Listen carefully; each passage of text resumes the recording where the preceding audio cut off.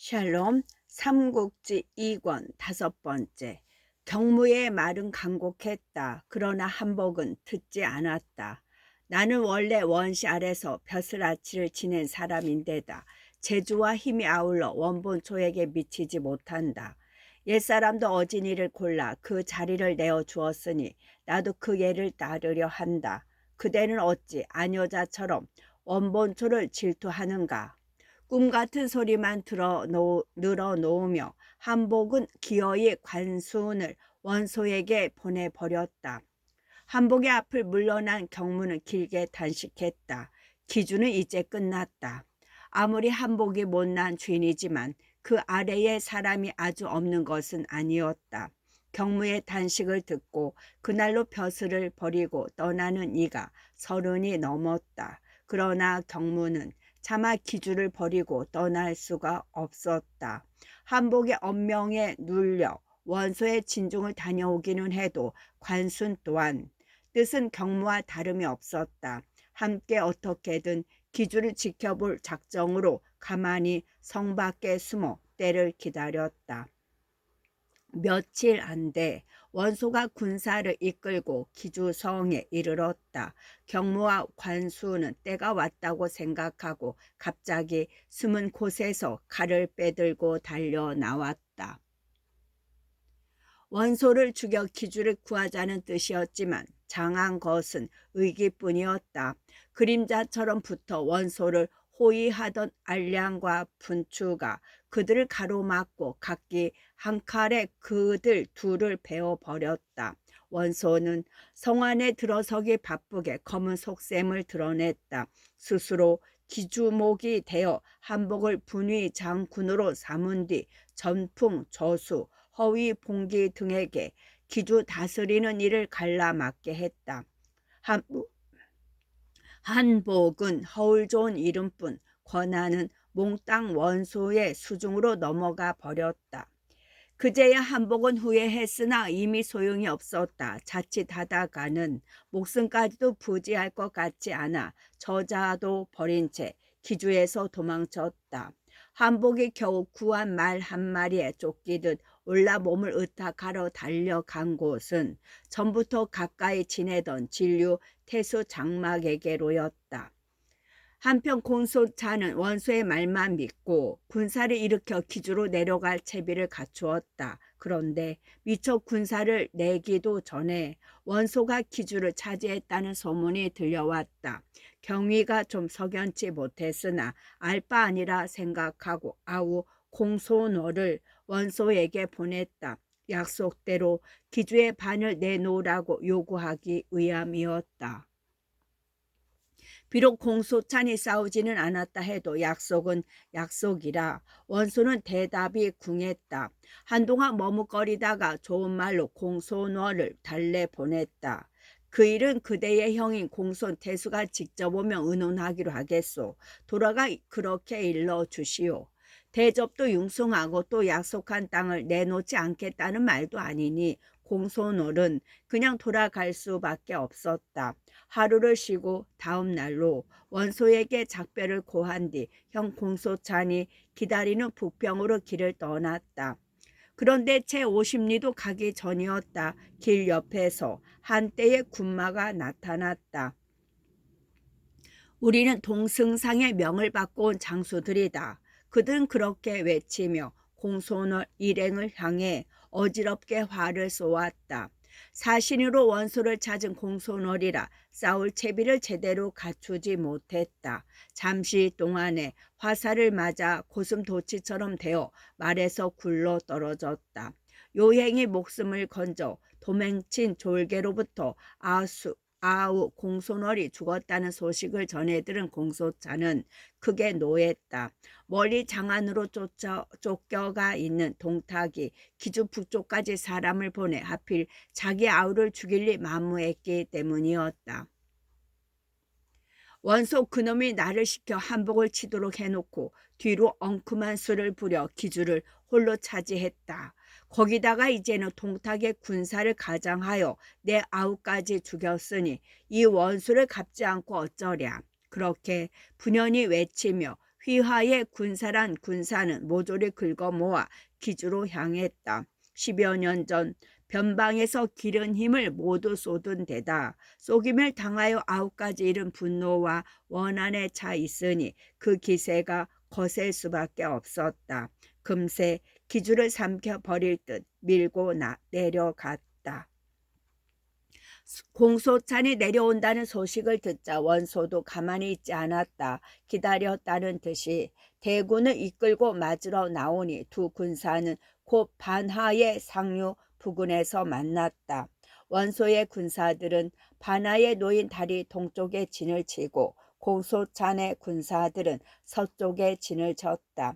먼저 진용을 갖춘 공소찬이 말을 탄 채 다리 위에 서서 큰 소리로 원소를 꾸짖었다. 원소, 이 의리를 저버린 놈아, 어찌하여 감히 나를 속이느냐. 원소도 말을 타고 다리 끝에 나타나 지지 않고 공소찬을 꾸짖었다. 내가 너를 속이다니 그게 무슨 소리냐. 한복이 스스로 제주었음을 알고 내게 지주를 넘기고자 하기에 받았을 뿐이거늘 네 놈이 무슨 간섭이냐.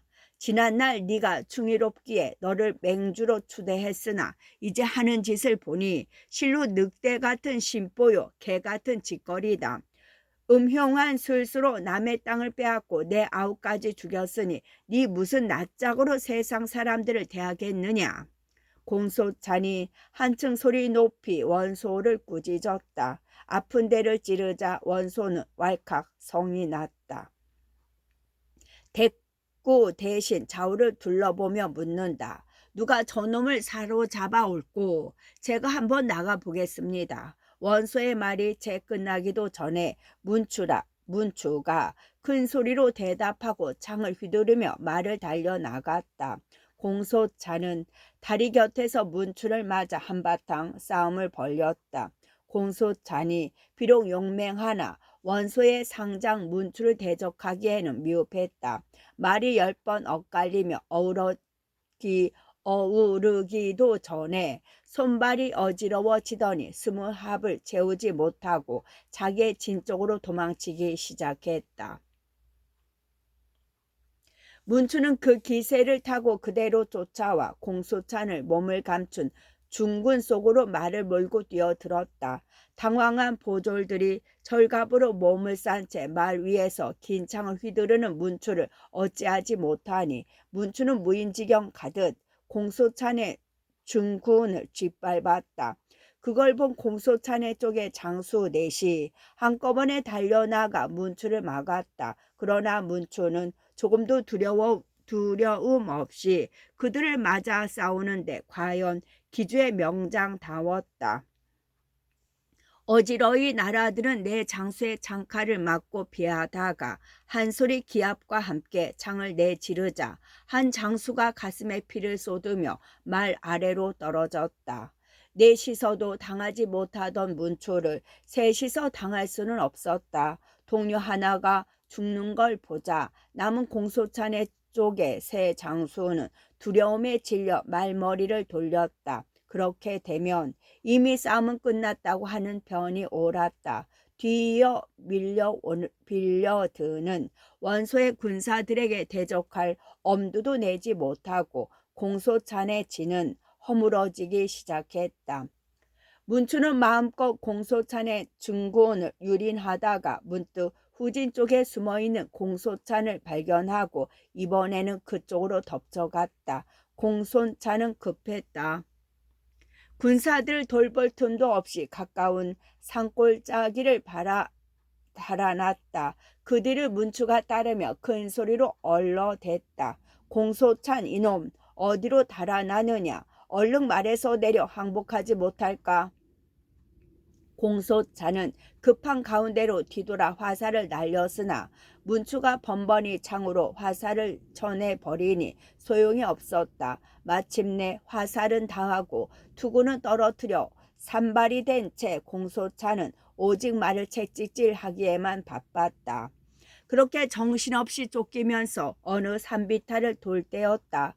힘이 다했는지 헛디뎠는지 공소찬의 말이 앞으로 고꾸라졌다. 그 바람에 공소찬은 몸을 뒤집으며 말에서 떨어져 산비탈 아래로 굴렀다. 이제 너는 내 손에 죽었다. 문추는 그렇게 중얼거리며 창을 꼬나 잡고 산비탈을 내려갔다. 하지만 공수찬이의 운이 거기서 닿은 것은 아니었다. 미처 문추가 공수찬에게 이르기도 전에 왼쪽 산비탈 풀숲에서 한 소년 장수가 나타나 소리쳤다. 문추는 뭘 하려는가? 함부로 솜씨를 뽐내지 마라. 이제 막 공소찬의 목을 얻어 큰 공을 세우려는 찰나에 난데없는 소년 장수가 나타나 길을 막으니 문추는 크게 성이 났다. 상대방이 누구인가를 물어보려 하지도 않고 창부터 내질렀다. 공수찬이 간신히 언덕을 기어올라 왔을 때는 두 장수의 싸움이 한창 어우러진 뒤였다. 자기를 구해준 사람을 바라보니 키는 8자에 눈썹이 짙고 눈이 큰 소년이었는데 넓은 얼굴에 두툼한 턱이며 벌어진 어깨가 여간 눈눈에 보이지 않았다. 그러나 더욱 놀라운 것은 나이에 어울리지 않을 만큼 귀신 같은 창솜씨였다. 원수의 으뜸과는 장수를 막아 싸우는데도 5, 60 합이 되도록 조금도 밀리는 기색이 없었다. 싸우는 두 사람은 보이지 않고 창대에만 어지러이 풍차 돌듯 하는 광경에 공소차는 자신의 위태로운 처지마저 잊고 정신없이 바라보았다. 문추와 그 소년 장군의 싸움이 끝난 것은 공수찬의 구원군이 이른 뒤였다. 자기의 상대 하나만으로도 벅찬데 주인을 찾은 공소찬의 인마가 몰려드는 걸 보자 문추가 몸을 빼쳐 자기 편 진채로 달아나 버렸다. 소년 장군은 뉘시오. 어떻게 이 몸을 구해주게 되었소이까? 문추가 물러간 뒤에야 정신을 차린 공소찬이 감사와 아울러 소년 장수의 이름을 물었다. 소년 장수가 공순히 대답했다. 저는 상산군 진정 땅 사람으로 성은 조요 이름은 운이라 하며 자는 자룡으로 씁니다. 원래는 원소의 다스림 아래 있었습니다만 그가 임금을 위하고 백성을 보살피는 마음이 없는 것을 보고 그를 떠나 장군의 휘하로 오던 길입니다. 뜻밖으로 이곳에서 뵙게 되니 실로 영광입니다. 원소가 기주를 차지한 내막을 알리 없는 백성들은 그의 가문과 허명에 마음이 쏠리고 식자들은 그의 위세에 눌려 따르는 때에 원소를 버리고 왔다니 좀 이상했다. 공소찬 또한 원소가 스스로 기주목이 되고 장군 치웅호를 멋대로 쓰는 것을 보고 그의 사심을 짐작하여 떠나온 조자룡을 한눈에 알아볼 만큼 개결하지는 못했던 까닭이었다. 그러나 눈앞에서 원소의 상장 문추를 쫓고 자기를 구해 주었으니 그를 계속 의심할 수는 없었다. 실로 놀라운 의기요 무예외다. 장군이 아니었다면 오늘 이 몸이 큰 욕을 면키 어려웠을 것이요. 공소차는 그렇게 지하한 뒤 자기의 진채로 돌아가 군사들을 정돈했다. 첫 싸움에 지기는 했으나 10년을 쌓아올린 공소찬의 세력은 과연 가볍지 아니했다. 군중을 정돈한 공소찬은 다음 싸움을 자기가 위세한 기병 위주로 벌이기로 작정했다. 공소찬에게는 5천이 넘는 절기가 있었는데 말은 태반이 100마였다. 공소찬이 강이며 오한, 선비 등의 오랑캐를 진압하는 데 쓴 주력으로 오랑캐들은 공소찬을 백마 장사라 부르며 그의 백마로 이루어진 기병이 나타나기만 해도 겁을 먹고 달아났다. 공소찬은 그 기병을 좌우 두 대로 갈라 한꺼번에 보갑 위주인 원소의 진중을 휩쓸어 버리려 했다. 하지만 원소도 자기 편과 적의 강한 곳과 약한 곳을 알 만큼은 되는 인물이었다. 공소찬이 자랑하는 절기를 두 대로 가르는 걸 보고 자신도 선봉을 두 대로 나누는 한편 각 대마다 궁수 1000여 명을 딸려 적군 기마의 돌입에 대비케 했다. 그리고 다시 궁수 800과 보병 15,000명을 진압해 열지어 서게 함으로써 선봉의 화살비를 뚫고 들어온 적의 기마를 잡도록 했다. 이튿날 그런 원소군의 대비를 알리 없는 공소차는 날이 새기 무섭게 싸움을 도두었다. 조언은 얻은지 오래 자느니 속마음은 알 수 없다 하여 후군에 머물게 하고 대장 엄감을 선봉으로 삼은 뒤 자신은 전날처럼 중군을 이끌었다. 원소, 이 군자의 탈을 쓴 도둑놈아, 오늘은 결판을 내자. 공소차는 진 앞에 나서 붉은 바탕에 금실로 대를 두른 대장기를 벌럭이며 원소를 충동질했으나 어쩐 일인지 원소의 진문은 굳게 담긴 채 응답이 없었다. 공소찬의 속셈을 안 이상 함부로 진문을 열고 대적하다가는 그가 자랑하는 백마의 철기대에 짓밟히기 십상이라고 단정한 원수군의 대응책이었다. 안 되겠다. 그대가 가서 저것들을 짓밟아 버려라. 진시부터 사시까지, 진시는 오전 8시경, 사시는 오전 10시경, 진시부터 사시까지 갖은 욕설로 충동질해도 끝내 원수군이 움직이지 않자 마침내 공손차는 선봉 엄강에게 그렇게 명을 내렸다. 명을 받은 엄강은 북과 징을 울리며 원소의 진을 향해 밀물처럼 휩쓸어 갔다. 이때 진문 앞을 맡은 원소의 장수 국의는 화살 방패 아래 800 궁수들을 감춘 채 기다리고 있었다.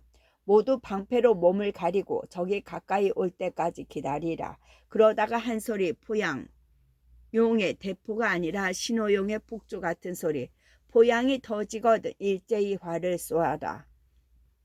그것이 궁수들에게 내려진 엄명이었다. 하지만 그걸 알 리 없는 엄강은 기세 좋게 말을 몰아 원소의 진 앞에 이르렀다.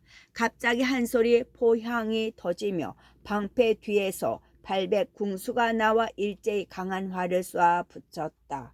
얼굴을 알아볼 수 있을 정도로 가까운 거리라 화살은 어김없이 엄강의 군사들을 맞췄다. 순식간에 절반이 화살에 죽거나 상하니 엄강은 크게 당황했다. 급히 군사를 물리려고 했으나 달려온 기세가 있어 쉽지가 않았다. 그때 원소 쪽의 대장 구기가 칼을 휘두르며 말을 달려 나왔다. 곧바로 엄강을 취해 싸운 지 몇 탑 안 돼 처음부터 손발이 어지러운 엄강의 목을 쳐 말 아래로 떨어뜨렸다. 그렇게 되자 공소찬의 군사는 더욱 혼란되고 원수의 군사는 한층 기세가 일었다.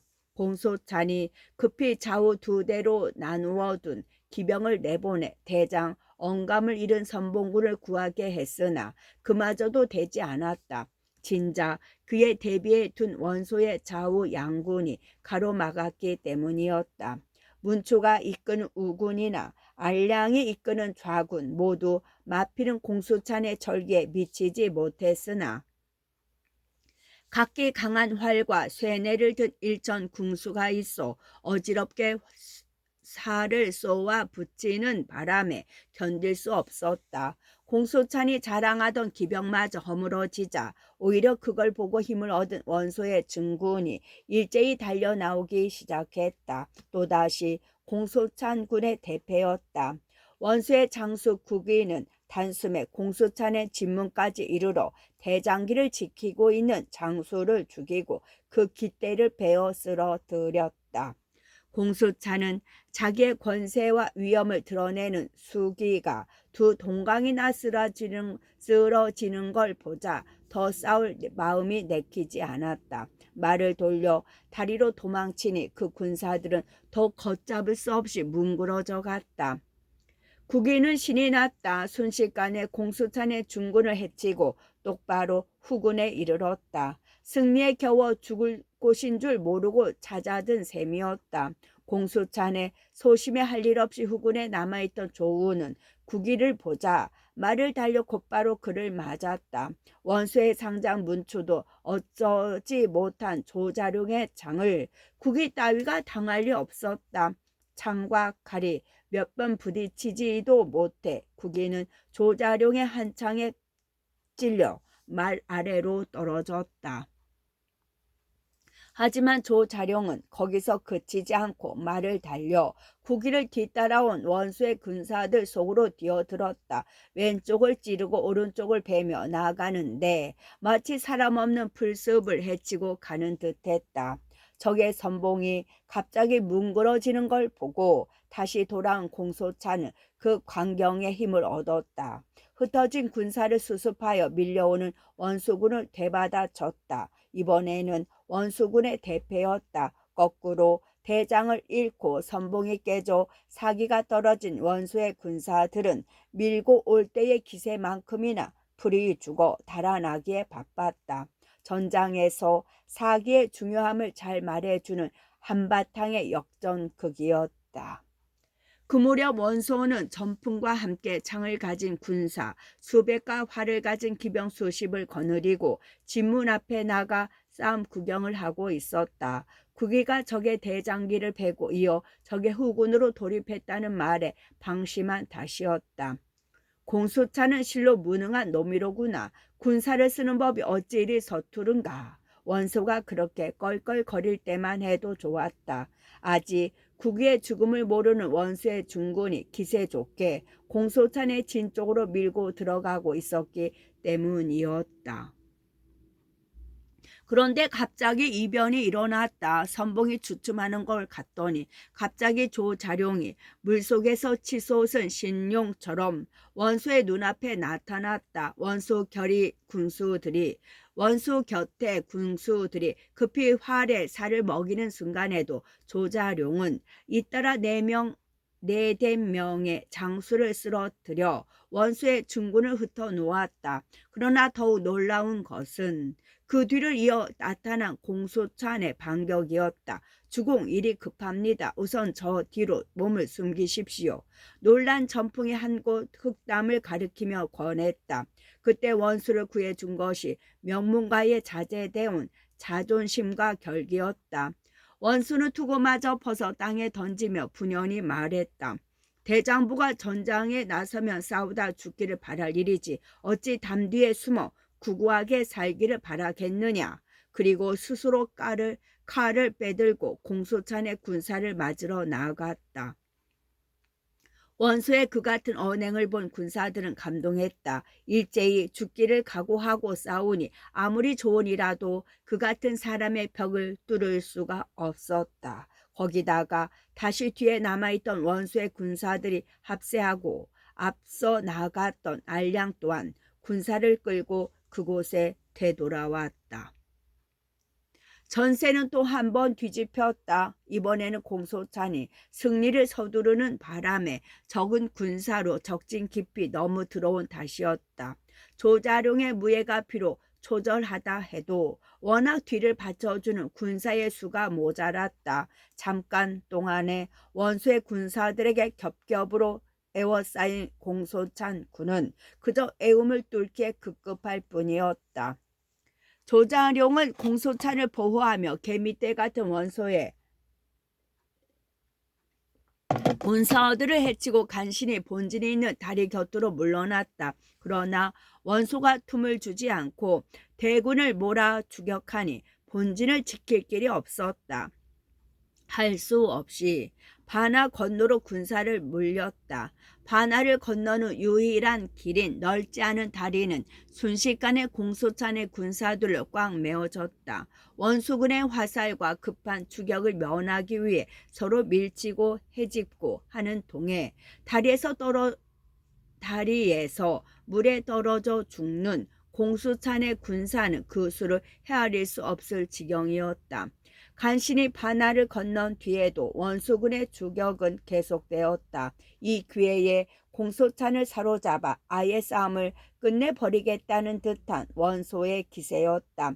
군사들의 앞머리에서 말을 달리며 급하게 공소찬을 몰아댔다. 그렇게 오리쯤 달렸을까 한 군데 산모퉁이를 도는데 갑자기 함성이 크게 일며 한때의 인마가 나타났다. 앞선 세 사람의 장수는 유현덕과 관우 장비였다. 그들 셋은 불문곡직하고 똑바로 말을 몰아 앞서 뒤쫓는 원수를 덮쳐갔다. 몇몇 장수가 호위하려 했으나 도무지 적수가 되지 못하니 원소는 이내 쫓기는 몸이 되었다. 죽기를 두려워하지 않고 그를 호위하는 장조들 덕분에 간신히 목숨을 건졌지만 원소의 혼은 놀라 중천까지 떠오르다 말았다. 쌍고검과 청룡도와 장팔사무에 쫓기어 자랑하던 보검조차 내버리고 달아나다가 다리 어귀에서야 여러 장수들의 구함을 받아 간신히 숨을 돌렸다. 공소차는 그 여세를 몰아 원소의 군사들을 다리 건너 원래의 진체로 내쫓고 자기의 진체로 돌아갔다. 베어 넘어간 대장의 수기를 다시 일으키고 흩어진 장졸들을 모으게 한 뒤 유관장 삼형제를 자신의 군막으로 정해 지하했다. 고맙네. 오늘 만약 현덕아우가 나를 구해주지 않았더라면 참으로 큰 낭패를 당했을 거네. 형님께서 이 아우에게 베풀어 주신 은덕에 만에 하나라도 갚고자 이렇게 달려오는 길입니다. 너무 늦어 자칫 큰일을 그르칠 뻔했으니 송구스럽습니다. 유비가 겸손하게 대답했다. 지난번에 출병으로 한층 성숙하고 생각이 깊어진 언행이었다. 낙양에서 돌아온 뒤로 유비는 고을을 다스리는 일과 힘을 기르는 일에 전에 없이 마음을 쏟았다. 감가장에서 청혼이 있었으나 그마저도 한마디로 물리쳤다. 대장부 큰 뜻을 품고 세상에 나와 아직 그 뜻을 펴기도 전에 어찌 처자부터 얻어 작은 일에 연연해짐을 기를 수 있겠소. 기다리라 이르시오. 때가 오면 제후의 예로 감소절을 맞이하러 가겠소. 그리고 언제나 그림자처럼 따르는 두 아우와 함께 현청과 조련장에서만 살았다. 몇 달간 17갈래길로 온 제후들 사이에서 보고 들은 것이 어떤 심경의 변화를 준 것임에 틀림없었다. 원소와 공소찬 사이에 싸움이 벌어진 것은 유비의 힘이 갑절로 자라났을 즈음이었다. 유비는 공소찬이 당연히 자기를 부리리라 짐작하며 기다렸으나 왠지 공소찬은 부르지 않았다. 얼마 뒤에 들리는 소문은 연과 대의 군사들만 이끌고 원소를 치러 떠났다는 것이었다. 출진 준비를 서둘러야겠다. 원소를 가볍게 보고 계신 것임이 분명하다. 유비는 그 소문을 듣자마자 관우와 장비를 불러 그렇게 말했다. 사회의 밑바닥에서부터 혼자 힘으로 성취를 거듭해온 사람에게는 명문의 귀공자라면 무턱대고 깔보는 경향이 있다. 공소찬이 바로 그런 경우로 한미한 집안에서 나 오직 재주와 담력으로만 제후의 열에 오른 그에게는 원소가 한낱 물정 모르는 어린애로밖에는 보이지 않았다. 그러나 유비는 원소의 여러 성격적인 결함에도 불구하고 그에게 숨어있는 힘을 꿰뚫어 보고 있었다. 나이도 세력도 벼슬도 다른 제후들보다 나은 것 없는 원소가 지난번 귀의에서 아무 반대 없이 맹주로 추대된 일이며 한복이 갖다 바치듯 기주를 원소에게 넘겨준 것 따위가 바로 그 숨겨진 힘을 보여주는 예라 할 수 있었다. 유비에게는 오히려 공소찬이야말로 전력을 다해야만 간신히 원소로부터 자신을 지켜나갈 수 있는 사람으로 보였다. 결과로 보면 유비의 예측은 잘 맞아떨어졌다. 공소찬이 당연히 자기의 힘으로 보탤 수 있는 유비의 힘을 빌지 않고 홀로 간 것은 그만큼 원소를 가볍게 본 탓이었다. 만약 유비가 때맞추어 구원을 오지 않았더라면 공소찬은 목숨을 잃는 것까지는 몰라도 거의 돌이킬 수 없는 타격을 받았을 것이다. 하지만 유비의 그 출전은 공소찬에게 진 빚을 갚는 일 못지않게 이로움도 컸다. 그것은 바로 조은을 만난 일이었다. 그날 밤 유비와 두 아우를 위로하는 술자리에서 공소찬은 조은을 불러 유비에게 인사를 시켰다. 참으로 묘한 것은 사람과 사람의 만남이다. 어떤 사람과는 매일 얼굴을 맞대고 지내도 언제나 낯설고 멀게 느껴지는가 하면 어떤 사람은 처음 만나도 오래전부터 다정하게 지내온 사이처럼 친하고 가깝게 느껴진다. 조언을 처음 보는 유비의 마음이 그랬다. 분명 한 번도 만난 적이 없는 얼굴이건만 넓은 얼굴과 서글서글한 눈매는 아직 스물이 못 찬 나이와 아울러 오랜만에 헤어져 있던 친아우를 대하고 있는 듯한 느낌을 주었다. 공소찬이 입에 침이 마르도록 칭찬한 그의 무예나 한눈에 날래고 힘께나 씀을 알아볼 수 있는 늠름한 제격에서 느껴지는 훌륭한 장수감으로서의 욕심은 다음의 일이었다. 조은 또한 유비를 보는 눈이 예사스럽지 않았다. 처음 공소찬에게 불려올 때만 해도 10개 수심이 껴있던 얼굴이 유비를 보는 순간 환히 밝아지며 술자리가 팔 때까지 줄곧 유비만을 향해 있었다. 하지만 유비와는 달리 조은은 정말로 전부터 유비를 알고 있는 것 같았다. 술자리가 파할 무렵 조은이 유비의 잔에 술을 치며 넌지시 물어봤기 때문이었다. 유상공께서는 혹 상산초옹이란 분을 아시는지요? 유비에게는 처음 그 이름이 얼른 떠오르지 않았다. 이미 10여 년이나 지난 일이고 또 그 만남은 너무나 짧아 기억 속에 깊게 새겨지지 못한 가닥이었다. 오히려 뚜렷한 것은 어느 이름 모를 마을 앞에서 한나절이나 쳐다보고 서 있었던 고목과 그때 언뜻 머릿속을 스쳐간 깨달음의 일섬이었다. 오래전에 그런 노인을 배운 적이 있어. 술이 다시 한 순배가 돈 뒤에야 간신히 스스로를 상산의 나무꾼 늙은이라고 일러주던 그 늙은이를 기억해낸 유비가 그때껏 자기만을 바라보고 있는 조은에게 대답했다. 역시 조은의 표정이 갑자기 어두워지면 탄식처럼 그렇게 내뱉고는 뒤를 잇지 못했다. 이상하게 여긴 유비가 물었다. 조 장군은 어떻게 그를 아시오? 제 스승님의 막역한 벗이셨습니다. 아직도 살아 계시오? 작년 제가 스승의 문화를 떠난 무렵하여 돌아가셨습니다. 그런데 어떻게 내가 그분을 만난 걸 아시었소? 그분께서 생전에 가끔씩 유상공의 얘기를 하신 일이 있습니다. 그분이 무엇라 말씀하셨소? 뒷날 사석에서 배우면 조용히 말씀드리겠습니다. 조자룡은 그렇게 말한 뒤 굳게 입을 다물었다. 한층 어둡고 쓸쓸한 표정을 숨기지 못하는 걸로 보아 무슨 말 못할 까닭이 있는 것 같았다. 유비는 더는 개어 묻지 않았다. 간신히 원수를 물리치기는 했지만 아직 싸움이 끝난 것은 아니어서 그날의 술자리는 오래 가지 않았다. 막사로 돌아온 유비는 생각할수록 조은의 일이 이상하게 느껴졌다. 이미 남의 사람이 되었고 또 처음 보는 터수지만 까닭없이 조은이 자신의 삶과 깊은 연관을 맺을 것 같은 예감이 들었다.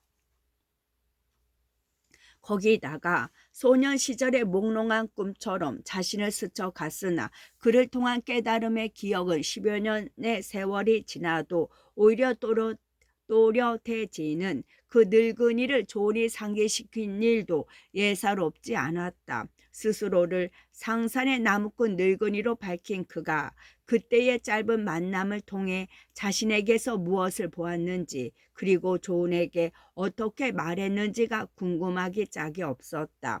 하지만 유비는 결국 그 싸움을 끝나고 다시 병원으로 돌아갈 때까지는 궁금증을 풀지 못했다.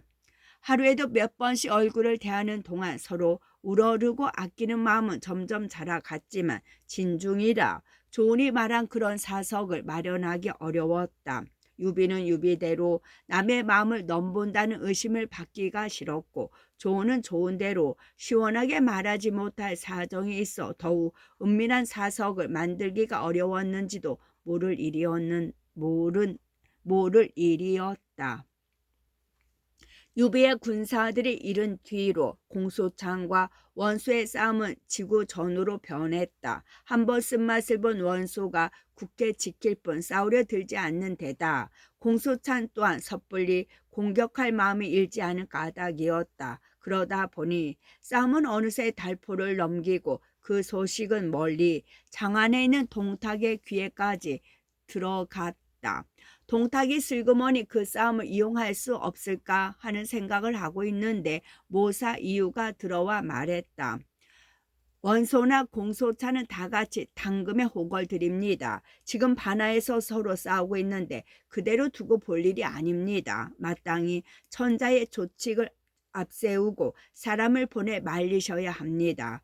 듣기에 두 사람은 어느 편도 쉽게 상대를 쓰러뜨릴 수 없어 실만 끌고 있다 하니 승상의 뜻인 줄 알면서도 조칙이 당도하면 못 이긴 채 괴로운 싸움을 그만둘 것입니다. 그렇게 되면 승상의 위험으로 싸움을 말렸다는 칭송을 듣게 될 뿐만 아니라 괴로운 싸움을 면하게 되는 두 사람은 마음 깊이 승상의 은덕에 감복할 것입니다. 듣고 보니 자기 뜻에 맞는 말이었다.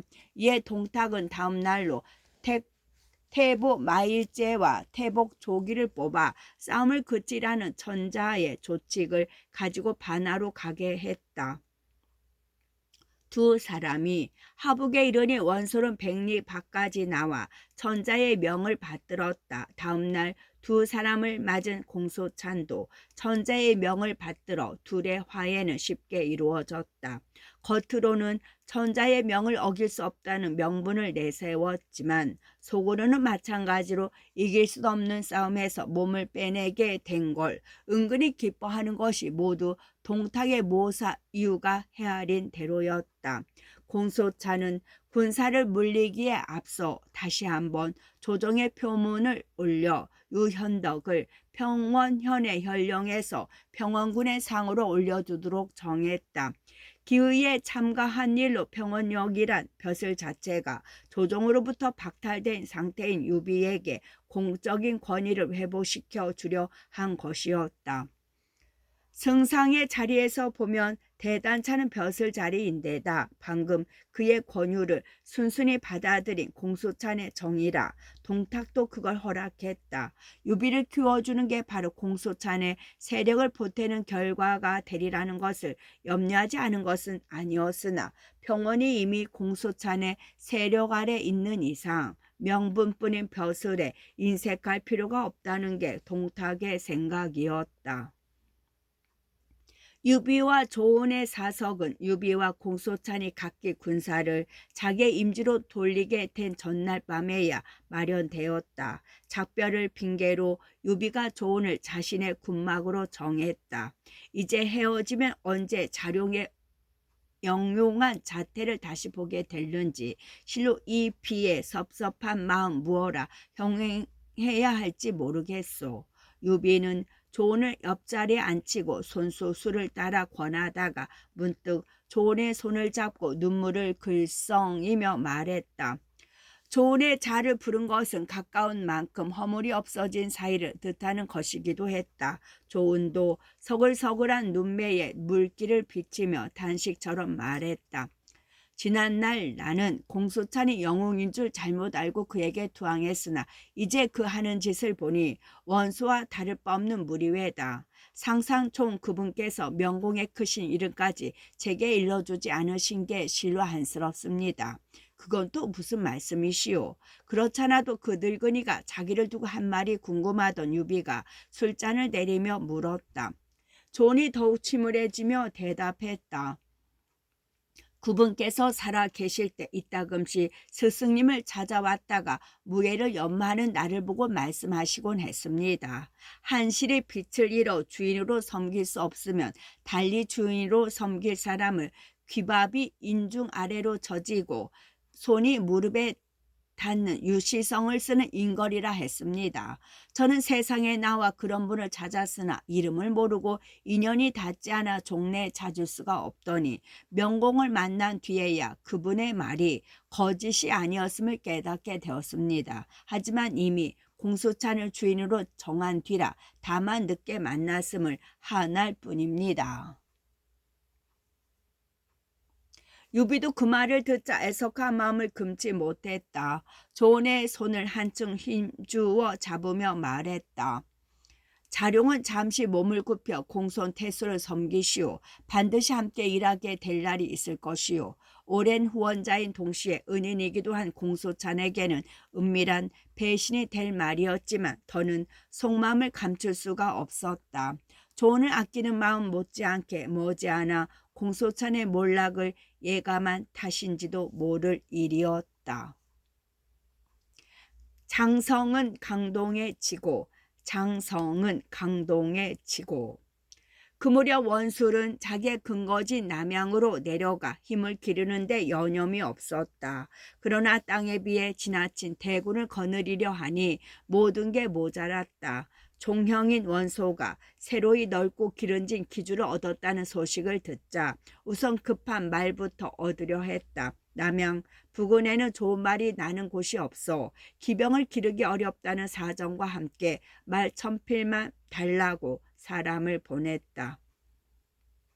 기주가 비록 좋은 부쪽 말이 나는 지방과 가까우나 말이 급하기는 원소도 원술이나 다름없었다. 지난번 공소찬과의 싸움에서 가장 위협을 느낀 것이 공소찬의 강력한 철기대였기